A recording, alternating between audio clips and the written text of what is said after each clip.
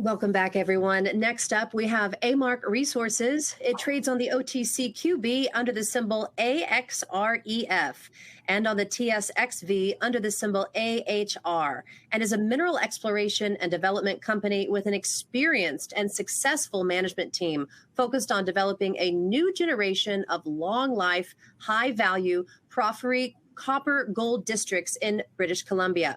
By combining high-demand projects with dynamic management, Amarc has created a solid platform to create value from its exploration and development stage assets. Please welcome the President and CEO, Dr. Diane Nicolson. Welcome, Diane.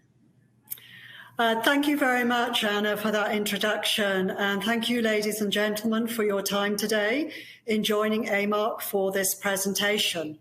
This is the normal cautionary and forward-looking statement for your information. To further introduce you to Amarc, we're a junior mineral exploration and development company solely focused on developing a new generation of high-value mines in British Columbia.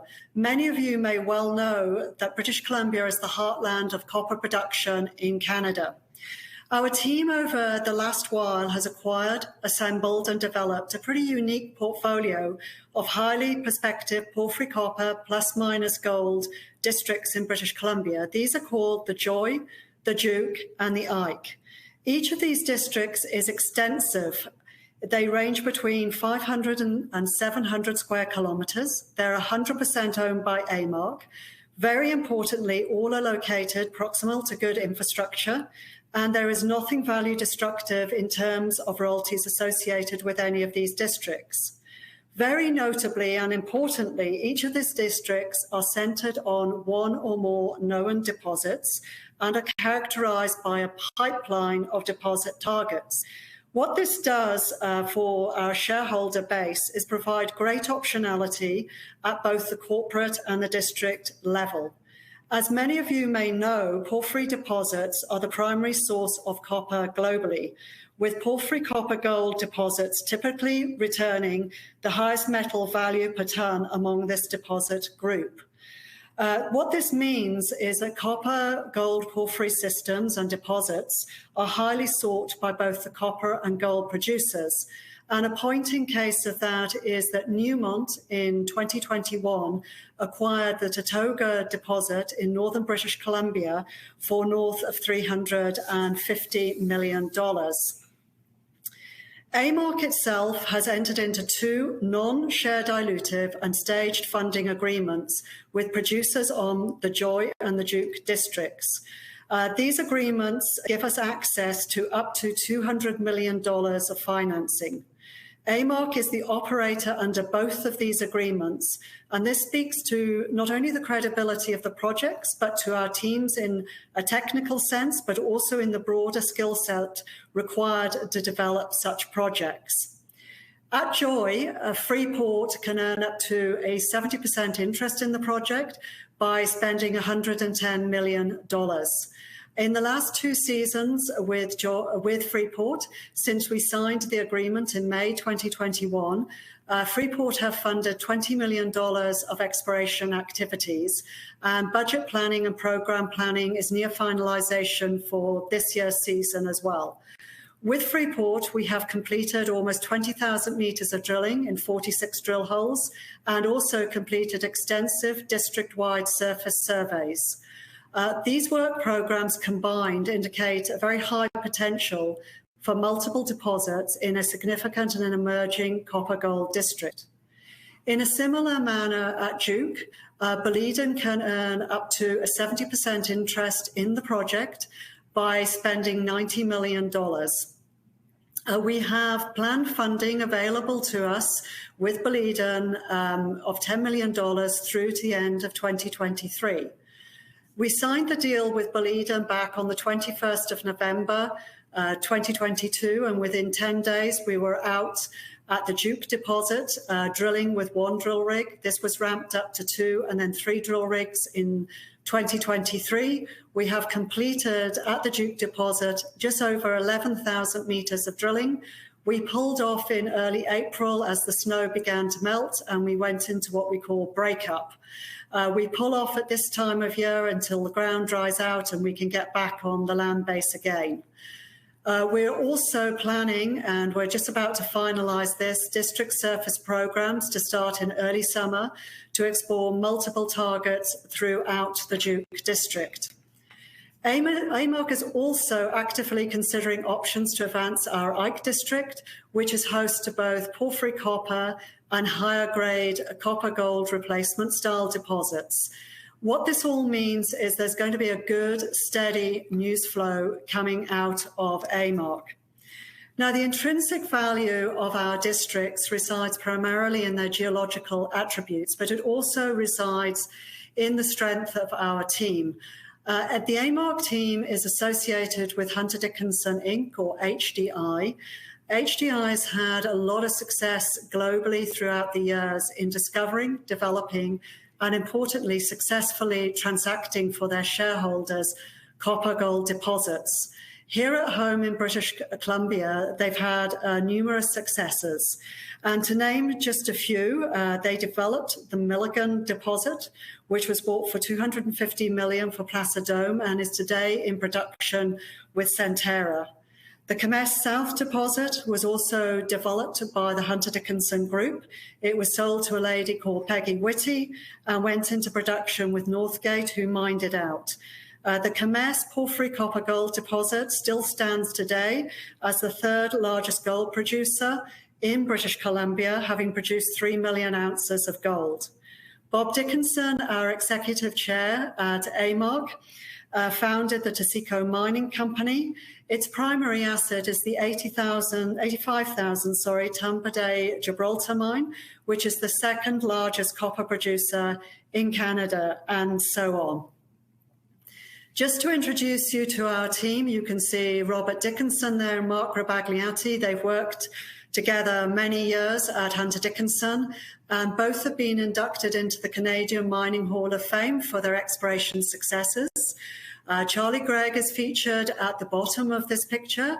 Charlie actually drove the discovery of the Tatoga deposit, which I just mentioned, which was taken out by Newmont for a couple of years ago. His son, Dr. Roy Gregg, is our VP of Exploration. Roy's a great asset to the team, and he's just finished his doctorate at the University of Arizona on porphyry coppers. And myself, I'm featured at the top. I was extraordinarily lucky to join a team at the first drill program I was ever on down in Chile, discovered a mine which is still in production today. So we have a great deal of depth of knowledge of porphyry copper systems in our team and a huge jurisdictional advantage in British Columbia with our knowledge base, not just technically, but across all skill sets. This is combined with geologically favourable rocks in British Columbia, but also the fact that British Columbia is a stable, political-wise jurisdiction. We have cheap, clean hydropower, good infrastructure, and a skilled workforce. So where I'm actually going to start now, we're going to run through each of the districts, and we're going to start with the Joy district, located in northern British Columbia. There is good infrastructure in terms of power and road access into the Joy. Now, you can see coming up on your screen a very schematic blue arrow. To the west of the Joy, which is marked with that red star, or to the left-hand side of your screen, this is an area in British Columbia you may have heard of called the Golden Triangle. This hosts some world-class porphyry copper gold deposits. For example, you can see they're marked in the yellow star, the red Chris. This is primarily owned and operated by Newcrest from Australia. There is also a giant porphyry copper gold deposit, which is truly world-class. It's owned by Teck and Newmont. It is 500 million tons at 0.6% copper, about 0.23 grams per ton gold. Importantly, the rocks that host these world-class deposits, they're 200 million years old, and they wrap round from the northeastern side of this slide around following that arrow, and they pass down through our Joy project and to the Kemess mining district. So we have the right rocks in our Joy district. This slide actually gives you an idea of what the topography looks like at Joy. You can see broad, flat-lying, gently undulating terrain. That's about 5 to 6 kilometers across, to give you an idea of the scale. It's flanked on both sides by moderate topography, low altitude terrain. As I said, each one of these districts is centered on a known deposit. At the Joy district, it is the Pine, and the location of the Pine and its surrounded target is shown in the low-lying area there in red. We've also outlined in red the Canyon, and this is another target where, with Freeport in 2022, we have made a copper gold porphyry discovery. It's a brand new find.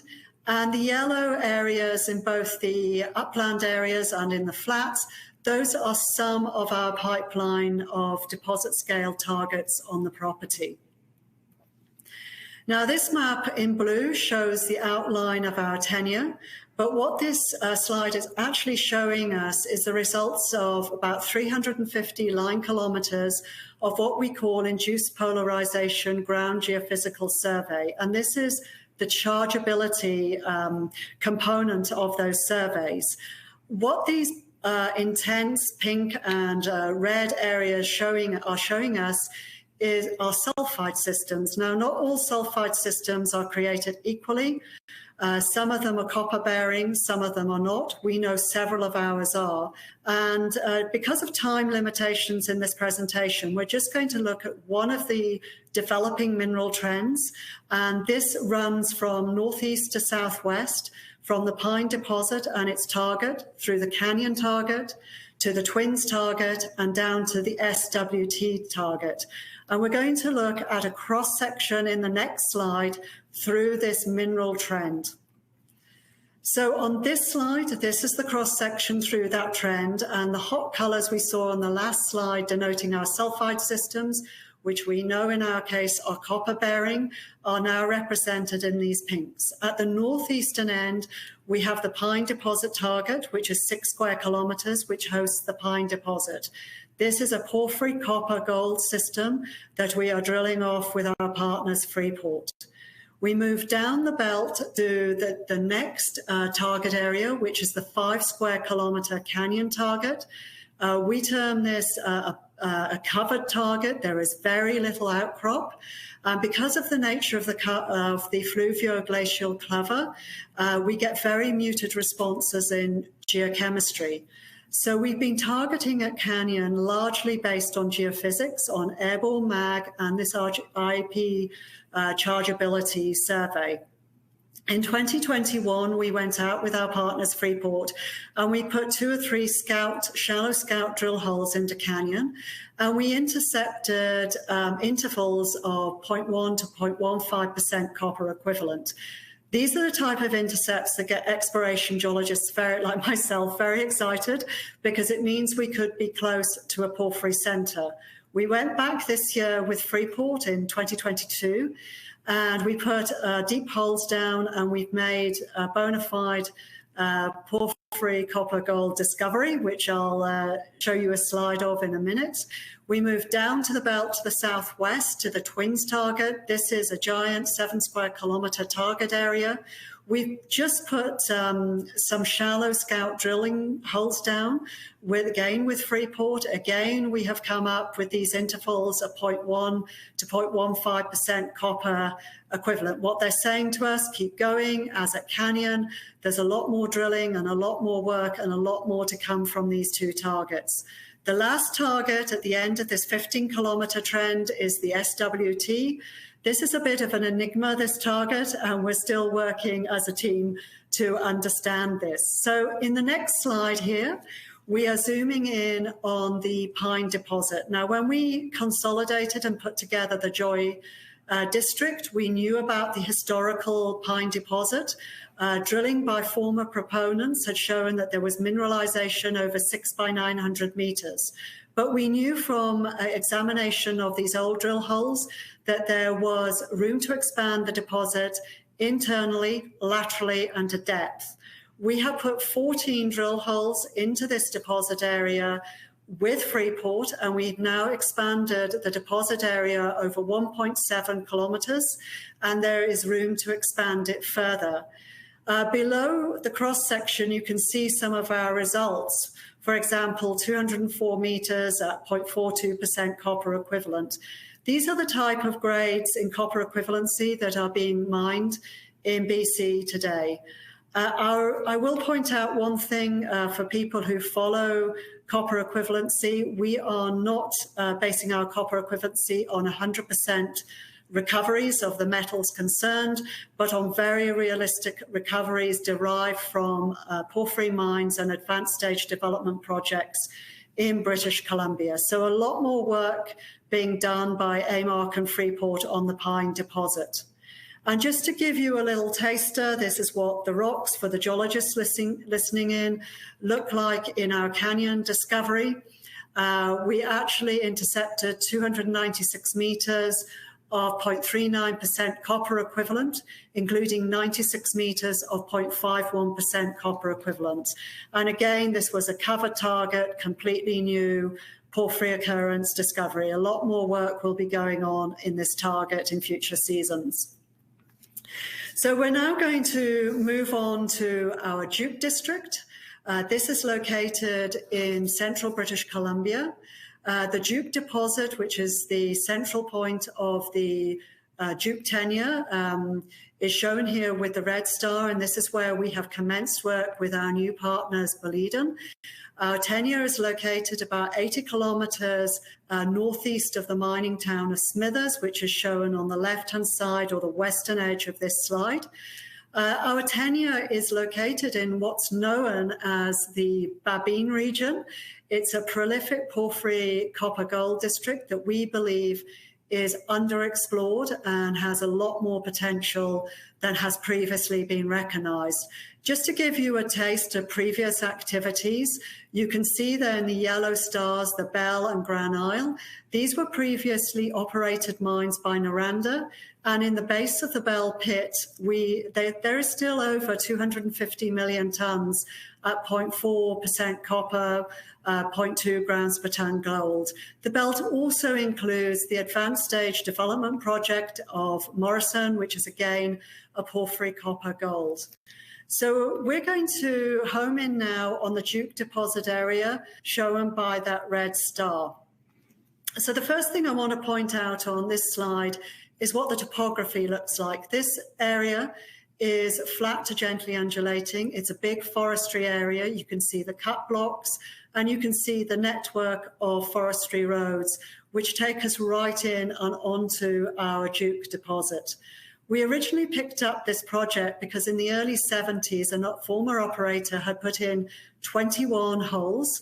They're shown by the yellow dots here in this picture. And they were short holes. They were on average 90 metres to a maximum of 110 metres.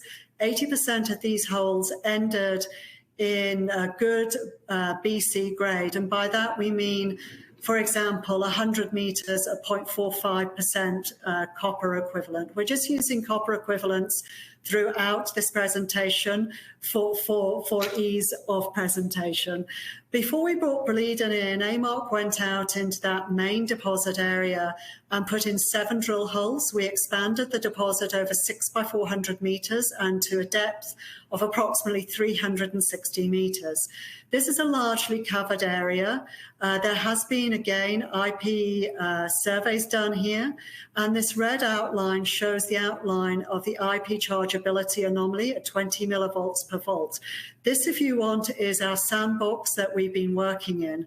After we drilled those initial 7 holes in the main deposit area, we did what a lot of exploration geologists do. We rolled the drill rig up the road and drilled into the northern area of the IP chargeability anomaly, and we hit porphyry style mineralization with copper and moly. So we knew this, this area outlined in red, which is 4.7 kilometers, was an area in which we could potentially expand the deposit. Within 10 days of signing the deal with Boliden in late November, we were in the field and we got 2 holes down into the main deposit area. and I'll show you those results in the next slide. But just to remind you, in 2023, we have drilled an additional 22 drill holes. We've just been out of the field about 3 weeks, and the results from that drilling are flooding in, and we hope to release those drill results in the short term. So this is a cross-section through the main deposit. The 2 drill holes we drilled with Boliden in December, early December, are those 2 long vertical drill holes. They were about 550 meters depth. They were pretty much mineralized top to bottom with 0.33 to 0.36 copper equivalent. And these are good solid BC grades, but those holes did include intervals of, say, 130 meters, 200 meters, or 0.45 to 0.52% copper equivalent. The last thing I do want to draw your attention to is the entire Duke district surrounding the Duke deposit. Again, on this diagram, you can see the Duke deposit marked with the red star. The black outline actually outlines almost 700 square kilometers of tenure we had.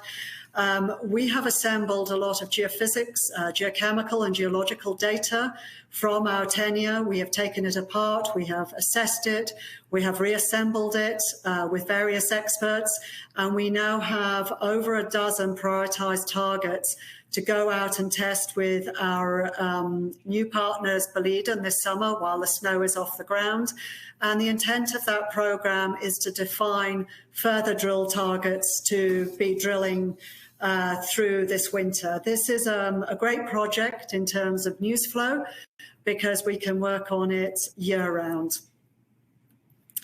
So I'm just going to talk briefly now about our last district. This is the Ike district. It's located in southern British Columbia. It's located on the western side of the heartland of copper production, not only in British Columbia, but Canada. And that is in terms of the Valley mine of Teck, Gibraltar mine of Taseko, New Afton, etc. It has access to great infrastructure, and I just want to bring one thing to your attention here, because we keep talking, well, I keep talking about good access to good infrastructure.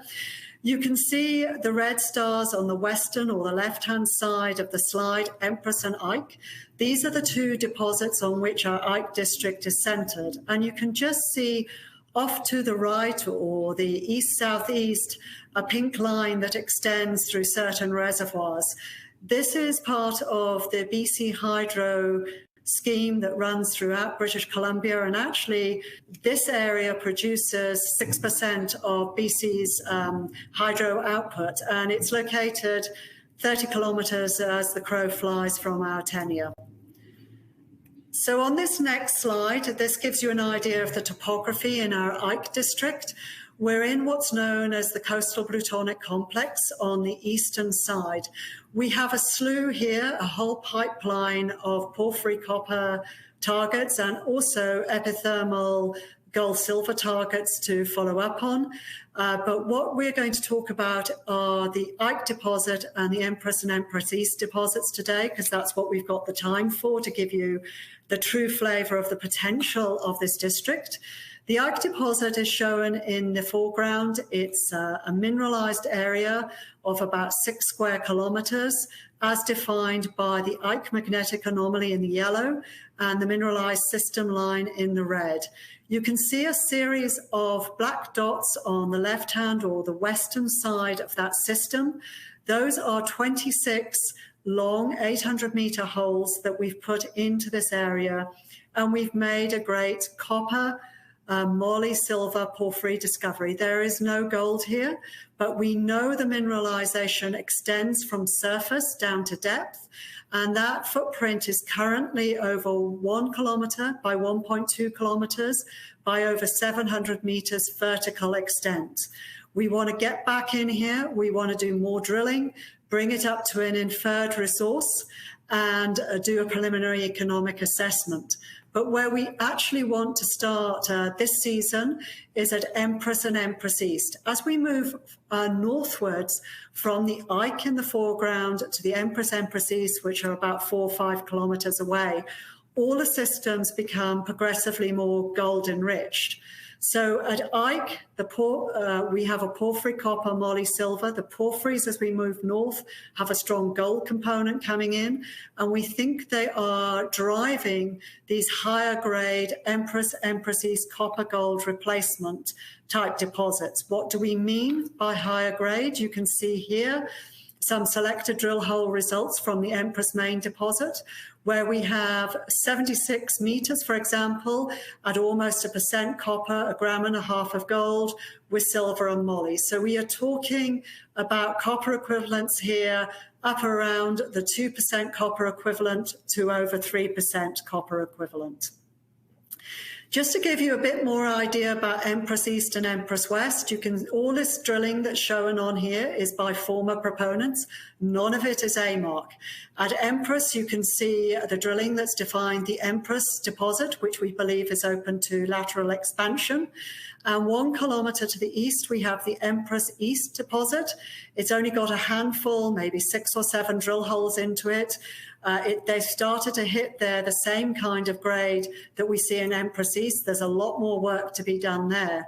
And between Empress and Empress East, there is an Empress Gap area. It's 1 kilometre. There's some very shallow drill holes in there, maybe 40, 60 meters deep, done in the 70s by the likes of Sumitomo. What these shallow drill holes have actually done is just intercept top of bedrock, and we're beginning to get copper and moly values out of them that are similar to those at the top of the drill holes in Empress and Empress East. And together with other historical data that we've reviewed, what these drill holes are saying is drill deeper, keep drilling. And we feel that with Amarc going out there and doing a good solid drill program, hopefully this summer, that we may see the Empress and Empress East higher grade copper gold deposits coalesce through the Empress Gap. But interestingly enough, this Empress East area is only 2 kilometres of prospective strike length we have out of 15 kilometres where we feel we may be able to identify more of these higher grade copper gold deposits. So again, we're looking at financing mechanisms at the current time to get out here on the ground and get drilling in this Empress area, which we think will provide some very exciting results for Amarc and more catalysts. So in summary, we have a very credible and highly successful team. And very importantly, we have successfully transacted a number of copper and gold deposits in British Columbia. We have the right jurisdiction. British Columbia is drawing more and more attention from many of the producers. We are in the right commodities at the right time. In copper, arguably the most important metal as we head through the Green Revolution, and that is backed by gold. We have a strong portfolio of copper gold districts, as we've just seen, and we have 200 million of combined staged and non-share dilutive funding underway through earn-in agreements with Freeport, the largest copper producer globally at Joy, and Boliden, who are a great mining house out of Sweden. They're explorers, they're miners, they're smelters at Duke. And Amarc is operating all of those work programs. There's also more to come on those districts. We're looking at financing mechanisms for Ike.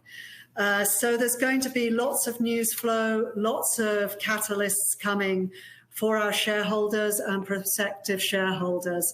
I've probably run through all the time, so there may not be any time for questions. We did put out a news release, which is posted on our website, advertising this talk. My contact details and those of our IR company, King Communications, are provided in that news release. I am always open to receiving questions and calls from shareholders and prospective shareholders.